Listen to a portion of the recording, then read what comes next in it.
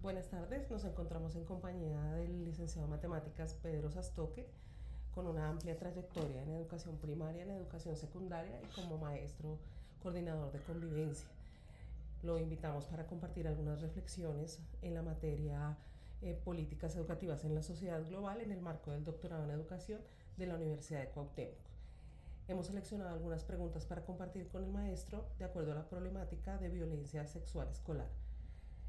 ¿Cuáles considera que son las principales problemáticas educativas relacionadas con la prevención de la violencia en su institución? Bueno, primero, gracias por la invitación a este espacio académico. En relación a las problemáticas educativas, en Colombia se han dado varios momentos, ¿no? Inicialmente tuvimos un elevadísimo número de embarazos en adolescentes y entonces toda la política de educación sexual del Estado pues, tenía que atender esta situación. Efectivamente, pues el Estado hizo unas enormes campañas, pero iban tendientes efectivamente a eso, al cuidado, a la prevención de embarazos y a la prevención de las enfermedades de transmisión sexual. Todo su capacidad, y en los colegios pues se replicaba la política estatal, pues efectivamente dio como resultado la disminución en un altísimo porcentaje de los embarazos en adolescentes. Lamentablemente solamente era contemplado este asunto. Al disminuir en las políticas, al ser efectiva la política, pues desapareció la acción del Estado, ya no es clara cuál es su pretensión, se deja como autonomía de los colegios, pero no hay una política de Estado en relación a la educación sexual de los niños, niñas y jóvenes en el sistema educativo. Y esto derivó en un problema que ahora tenemos niñas de 12, 13 años planificando, ¿sí? Como fue la fuerza del Estado y como la única preocupación del sistema de salud y de las familias era que las niñas no estuvieran embarazadas, entonces ahora tenemos niñas a muy temprana edad planificando. Entonces ese es otro problema ahí que habrá que analizar cómo afecta esto el desarrollo sexual de las chicas y de los chicos en los colegios, porque ese es otro asunto, ¿no? Pareciera que el problema es solamente de las niñas que son las que quedan embarazadas. Entonces se desatendió totalmente la educación sexual en las instituciones. Gracias, maestro. En el contexto educativo donde usted se desempeña, ¿qué dificultades observa para implementar programas de educación sexual que involucren a las familias? Bueno, ahí hay unos enormes retos que tiene la educación pública y la educación en general, porque todos los que estamos en el sistema educativo lo sufrimos. Primero es que hablar de educación es un tabú. Antes era el tabú por el desconocimiento de las familias, porque no se hablaba de sexualidad, porque desde el Estado, desde la iglesia, esos son temas que no se tocaban. Ahora es otra vez un tabú, porque no se puede hablar de sexualidad, porque entonces es discriminatorio. Si yo hablo de sexualidad, entonces pareciera ser que solo estamos hablando de identidad de género, y entonces cualquier cosa que se diga es interpretado como una agresión a la identidad de género. Entonces, si yo le digo a una población, mira, hay que tener cuidado con los embarazos adolescentes, entonces se puede interpretar como que se le está diciendo a los chicos que se identifican como mujeres que es un problema para ellos. Sí, ya todo, cualquier cosa, cualquier asunto que se mencione respecto de sexualidad es interpretado por el asunto de la identidad de género. En los colegios ya no volvimos ni siquiera a pedir uniformes, porque pedir uniformes niños o niñas es discriminatorio. Ya no se puede hacer ninguna observación ni ningún tipo de pregunta o ningún tipo de relacionado con la sexualidad, porque automáticamente estás interviniendo en la sexualidad de los chicos. Entonces, el tabú ahora es en el otro extremo. Entonces, ¿qué hacemos los maestros? Pues tomar distancia de esta situación.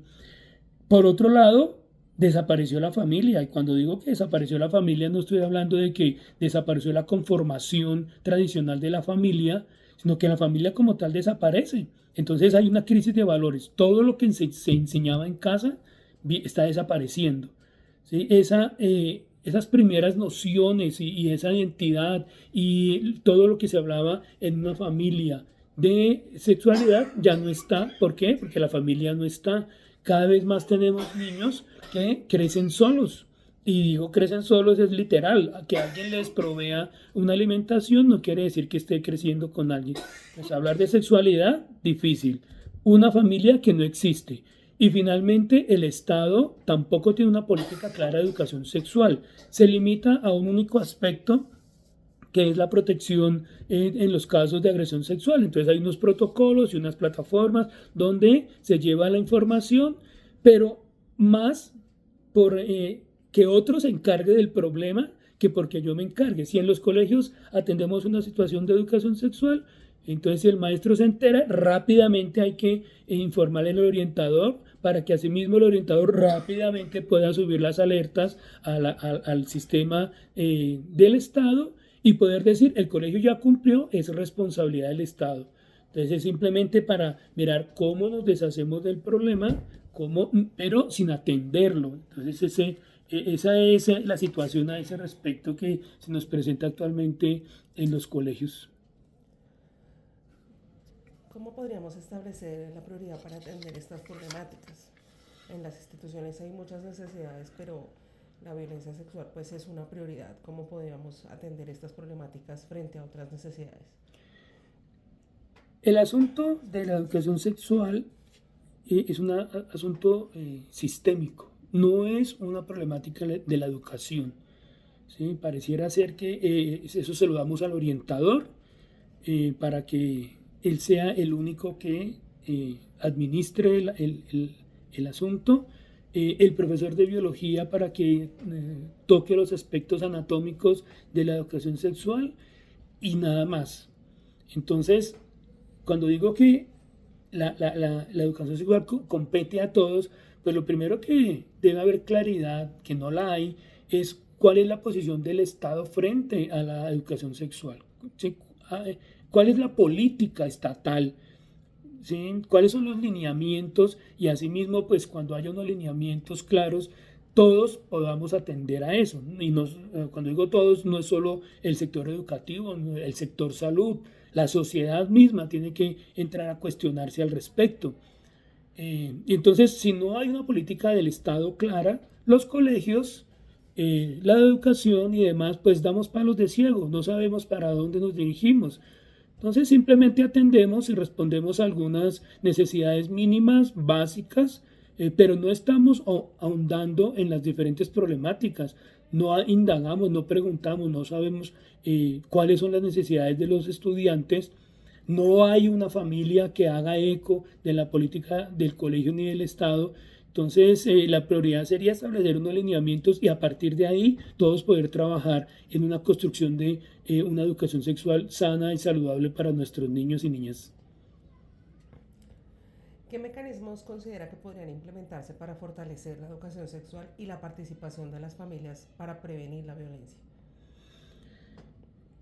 Pues los mecanismos es secundario a eso que menciono yo antes de las políticas del Estado.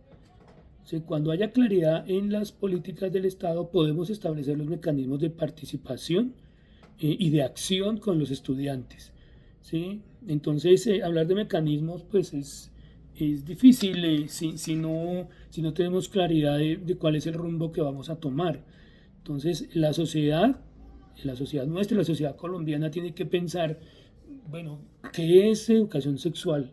¿Para dónde vamos a orientar nuestra educación sexual? Y dar un debate allí importante y poder evaluar en qué punto estamos nosotros, cuál es la necesidad, a qué atendemos, para dónde vamos a enfocar la educación sexual de nuestros niños y niñas. Y secundario, pues establecer los mecanismos, ¿sí? Cómo involucrar las familias deshechas o lo que queda de ellas, cómo involucrar todos los miembros de la sociedad en sus diferentes instancias para que podamos trabajar respecto de la violencia sexual y la educación sexual de los chicos. Su merced ya lo había mencionado y es nuestra última pregunta, es las políticas educativas nacionales y locales deben garantizar la prevención de la violencia mediante la educación sexual y el trabajo con las familias. Sí, no solo con las familias, ¿no? La crisis de la familia pues ahonda en todos los otros problemas y no solo en la educación sexual. Eh, pero pues necesariamente en nuestro país eh, la mayor cantidad de agresiones sexuales que se presentan al interior de las familias. Y estamos hablando de un porcentaje altísimo. Los niños son más vulnerables dentro de sus casas que en cualquier otro lugar. Entonces, la familia es fundamental y es donde más situaciones se presentan. Entonces, es donde más cosas debemos hacer. Pero ¿quién educa a la familia? ¿A quién le corresponde educar la familia? ¿Sí? ¿Hay una familia que quiere ser educada?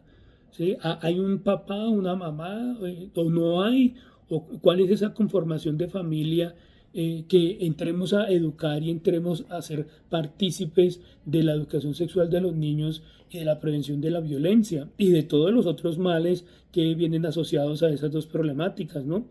Entonces, la familia es fundamental, pero la sociedad no tiene un mecanismo actual que oriente a las familias, que eduque a la familia, que haga reflexionar a la familia de su papel y su rol fundamental y definitivo en la educación sexual y en la educación general de los estudiantes.